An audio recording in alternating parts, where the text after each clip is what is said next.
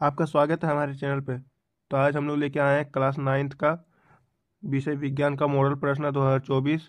तो हमारे चैनल पे नए हैं तो हमारे चैनल को सब्सक्राइब करें और हमारे चैनल को लाइक करें और अपने दोस्तों के साथ शेयर जरूर करें। ये रहा हम लोग का पहला प्रश्न। तो हम लोग पढ़ते हैं इसको। एक वस्तु आर त्रिज्या के वृत्ताकार पथ में घूम रही है। आधे वृत्त के बाद उसका विस्थापन होगा। आधे वृत्त के बाद उसका विस्थापन हो जाएगा 2r। तो आंसर सी नंबर हो जाएगा इसका 2r। हम लोग चलते हैं सेकंड प्रश्न की ओर। ये रहा हम लोग का सेकंड प्रश्न। वेग में प्रति सेकंड परिवर्तन की दर कहलाती है। वेग में प्रति सेकंड परिवर्तन की दर को कहते हैं त्वरण। इसका आंसर होगा डी नंबर, त्वरण। हम लोग चलते हैं तीसरा प्रश्न की ओर। ये रहा हम लोग तीसरा प्रश्न। निम्न में से किसका एसआई इकाई मीटर सेकंड स्क्वायर है? तो इसका आंसर होगा सी नंबर, वेग। वेग का एसआई मात्रक है मीटर। एसआई मात्रक होता है मीटर सेकंड स्क्वायर वेग का। अब चलते हैं हम लोग चौथा प्रश्न की ओर। ये रहा हम लोग का चौथा प्रश्न। दूरी समय ग्राफ का ढलान किसका मान बतलाता है? तो दूरी समय ग्राफ का ढलान किसका मान बतलाता है? इसका आंसर होगा सी नंबर, वेग का। अब हम लोग चलते हैं पांचवा प्रश्न की ओर। ये रहा हम लोग का पांचवा प्रश्न। न्यूटन का गति का प्रथम नियम से किसकी परिभाषा मिलती है?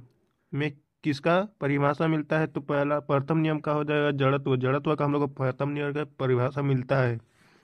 अब हम लोग चलते हैं छठा प्रश्न की ओर। ये रहा हम लोग छठा प्रश्न। किसी पिंड का जड़त्व निर्भर करता है। कोई पिंड है, उसका जड़त्व किस पर निर्भर करता है? तो इसका आंसर होगा बी नंबर, वस्तु का द्रव्यमान पर।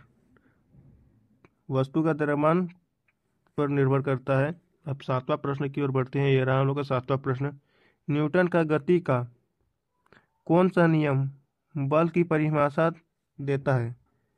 तो दूसरा नियम में बल का परिभाषा मिलता है। तो आंसर होगा बी नंबर, न्यूटन की गति का दूसरा नियम से बल का परिभाषा हम लोग को मिलता है। अब हम लोग चलते हैं आठवां प्रश्न की ओर। 10 मीटर सेकंड की गति से चलने वाला 5 किलोग्राम द्रव्यमान वाले पिंड का संवेग क्या होगा? तो इसको हम लोग ये देखिए हम लोग सॉल्व करके बता रहे हैं। तो चलिए हम लोग आठवां प्रश्न को सॉल्व कर रहे हैं। तो भी हम लोग को दिया हुआ था 10 मीटर सेकंड और एम दिया हुआ था 0.5 kg और पी हम लोग को निकालना है। तो इसका सूत्र होता है पी बराबर एम इंटू भी। तो पी निकालना है तो इक्वल टू 0.5 kg, एम दिया हुआ है, इंटू करेंगे, भी दिया हुआ है 10 मीटर सेकेंड। तो इसको इंटू करने पर आएगा 5.0 kg point metre second. 8 number का यही आंसर होगा। तो 8 नंबर का आंसर हो जाएगा C number, 0.5 kg metre second square answer. अब नौवां प्रश्न की ओर बढ़ते हैं। ये रहा हम लोग का नौवां प्रश्न। जब कोई वस्तु विराम में चलती है तो अचानक उस पर खड़े यात्री बस से पीछे की ओर झुक जाते हैं। ये किस नियम का उदाहरण है? तो इसका आंसर हो जाएगा कितना, 9 नंबर का आंसर हो जाएगा न्यूटन न्यूटन के गति का प्रथम नियम के अनुसार। इसका आंसर होगा पहला वाला। अब 10वां प्रश्न की ओर बढ़ते हैं। कार्य की एसआई इकाई क्या है? कार्य की जो एसआई इकाई क्या है वह है वाट। वाट हो जाएगा। इसे हम लोग डब्लू से सूचित करते हैं। तो चलते हैं 11वां प्रश्न की ओर। 11वां प्रश्न। चंद्रमा पर किसी पिंड का द्रव्यमान 40 किलोग्राम है तो पृथ्वी पर इसका भार कितना होगा? ये थोड़ा ना क्वेश्चन गलत दिया हुआ है, तो द्रव्यमान की जगह यहाँ पे भार हो जाएगा, भार, तब इसका आंसर आएगा। तो चलिए इसको हम लोग सॉल्व करते हैं। तो ये रहा 11 नंबर का सॉल्व। तो डब्ल्यू एम, एम का मतलब होता है मोन, मोन का अर्थ होता है चंद्रमा, और चंद्रमा पर है इसका 40 न्यूटन। तो इसका डब्ल्यू ई मतलब अर्थ में कुछ नहीं है तो हम लोग को अर्थ में निकालना है। तो सूत्र होता है W M equal to 1/6 into W E. W E को इस साइड लाएंगे तो WE equal to 6 into WM हो जाएगा। तो इक्वल टू 6 इंटू वहाँ पे WM दिया हुआ है 40 न्यूटन। तो इक्वल टू ये लोग को इंटू करने पे आएगा 240 न्यूटन। तो इसका आंसर होगा 240 न्यूटन। तो इसका आंसर होगा सी नंबर 240 न्यूटन। तो ये रहा हम लोग का 12वां प्रश्न पढ़ते हैं। जब कोई पिंड कंपन करता है तो यह आसपास की हवा को संपीड़ित करता है और एक उच्च घनत्व क्षेत्र बनाता है जिसे देश के रूप में जाना जाता है। तो इसका आंसर हो जाएगा, इसका आंसर होगा डी नंबर, संपीड़न। संपीड़न के रूप में जाना जाता है यहाँ पे, संपीड़न यहाँ पे हो जाएगा।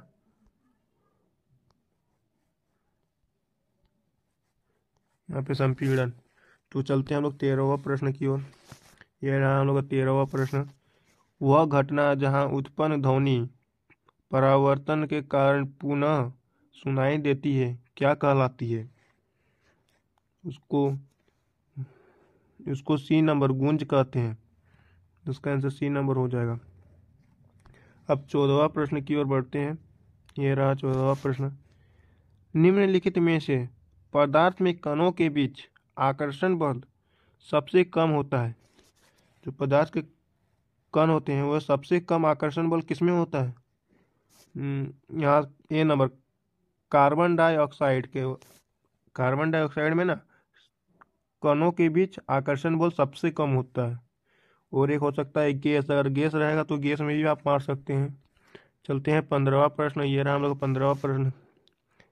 किस तापमान पर पानी ठोस और तरल दोनों अवस्थाओं में पाया जाता है? तो पानी जो होता है वो बर्फ में कब जमता है? 0 डिग्री पर। इसका आंसर हो जाएगा 0 डिग्री सेल्सियस। अब चलते हैं 16वां प्रश्न की ओर। ये रहा हम लोग 16वां प्रश्न। 100 ग्राम जल में 20 ग्राम चीनी मिलाया गया, उस विलयन की सांद्रता प्रतिशत में ज्ञात करें। तो अब चलते हैं 16 नंबर सॉल्व करते हैं, प्रतिशत में निकाल रहे हैं इसको। तो चलते हैं 16 नंबर सॉल्व करते हैं। विलय का द्रव्यमान 20 ग्राम है।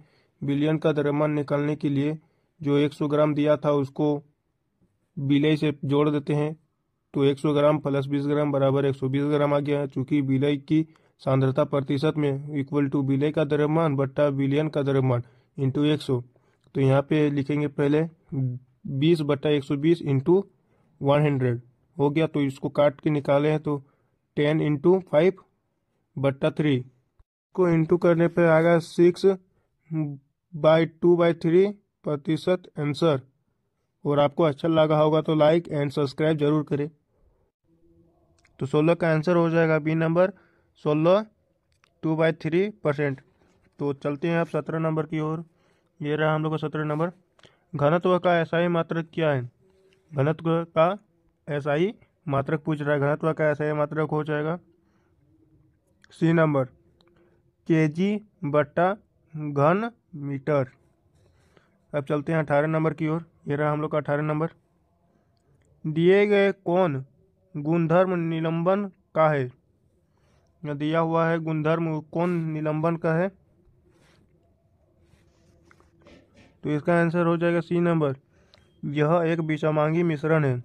चलते हैं 19वां नंबर की ओर। ये रहा हम लोग का 19वां नंबर। कपूर और नमक के मिश्रण को किस विधि द्वारा अलग करते हैं? कपूर और नमक को किस विधि द्वारा अलग किया जाता है? तो इसका आंसर होगा ए नंबर, ऊर्ध्वपातन विधि द्वारा। अब चलते हैं। ये रहा हम लोग का 20 नंबर का क्वेश्चन। द्रव्यमान संख्या बराबर होता है, द्रव्यमान संख्या बराबर क्या होता है? द्रव्यमान संख्या बराबर होता है इलेक्ट्रॉन की संख्या के बराबर। द्रव्यमान संख्या और इलेक्ट्रॉन संख्या दोनों बराबर होते हैं। अब चलते हैं 21वां नंबर की ओर। तो ये रहा हम लोग का 21वां नंबर। NH3 का आणविक द्रव्यमान क्या होगा? NH3 का आणविक द्रव्यमान पूछ रहे हैं। तो चलते हैं हम लोग इसको सॉल्व करते हैं। तो यह रहा 21 नंबर को सॉल्व कर रहे हैं। NH3 का आणविक द्रव्यमान निकालने बोल रहा है। तो N प्लस 3 इधर आ जाएगा तो जुट जाएगा +3 into H equal to nitrogen का N7 होता है और आणविक द्रव्यमान पूछता है तो उसका डबल हो जाएगा, 7 दूनी 14 हो जाएगा। 14 प्लस 3 इंटू हाइड्रोजन का H का 1 होता है तो 1, एक को जितना बार गुना कीजिएगा एक ही आएगा, इक्वल टू 14 प्लस 3 का 3 उतर जाएगा, इक्वल टू जोड़ने पर 17 यूनिट आ जाएगा। इसका आंसर हो जाएगा 17 यूनिट। तो 21 नंबर का आंसर हो जाएगा डी नंबर, 17 यूनिट होगा। अब चलते हैं 22 नंबर की ओर। 22 नंबर का क्वेश्चन पढ़ते हैं। स्थित अनुपात का नियम या निश्चित अनुपात का नियम क्या है? तो इसका आंसर हो जाएगा बी नंबर। रासायनिक पदार्थ में तत्व हमेशा द्रव्यमान के अनुसार निश्चित अनुपात में मौजूद होता है। अब चलते हैं 23वां प्रश्न की ओर। ये हम लोग का, निम्नलिखित में से कौन 36 ग्राम जल का सही प्रतिनिधित्व करता है? 36 ग्राम जल का कौन प्रतिनिधित्व है? तो देखते हैं इसको, चलिए सॉल्व करते हैं इसको पहले। तो यह रहा 23 नंबर, 36 ग्राम जल में मोल में परिवर्तन करें। तो सॉल्व करते हैं, चलिए। मोलर द्रव्यमान दिया है m बराबर 36 ग्राम, मोलर का द्रव्यमान बराबर capital M equal to H2O, जल का होता है H2O इसलिए H2O लिख लिए। 2 को इधर लाएंगे तो इक्वल टू में हो जाएगा 2 इक्वल टू 1, हाइड्रोजन का H1 होता है प्लस ऑक्सीजन का O8 तो डबल हो जाएगा 16 इक्वल टू 2 को गुना करेंगे 1 से तो 2 प्लस 16, दोनों को जोड़ने पर आ जाएगा 18 ग्राम। तो हमें ज्ञात करना है मोलों की संख्या, क्योंकि n बराबर स्मॉल m बटा कैपिटल M इक्वल टू 36 बटा 18, तो 18 दूनी 36 होता है तो काट दिए तो 2 मोल, इसका आंसर हो जाएगा 2 मोल। तो 23 नंबर का आंसर हो जाएगा ई नंबर, 2 मोल जल। अब चलते हैं 24 नंबर की ओर। ये रहा हम लोग को 24 नंबर। न्यूट्रॉन पर डैश आवेश रहता है? न्यूट्रॉन पर क्या आवेश रहता है? न्यूट्रॉन पर कुछ नहीं, 0। इसका आंसर हो जाएगा बी नंबर। चलते हैं 25वां नंबर की ओर।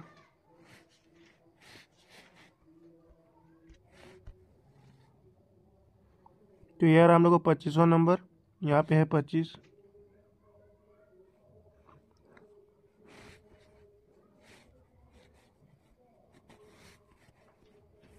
तो यार हम लोग को 25वां नंबर, अल्फा कण क्या है? तो इसका आंसर हो जाएगा डी नंबर, धनावेशित हीलियम परमाणु। अल्फा कण है धनावेशित हीलियम परमाणु।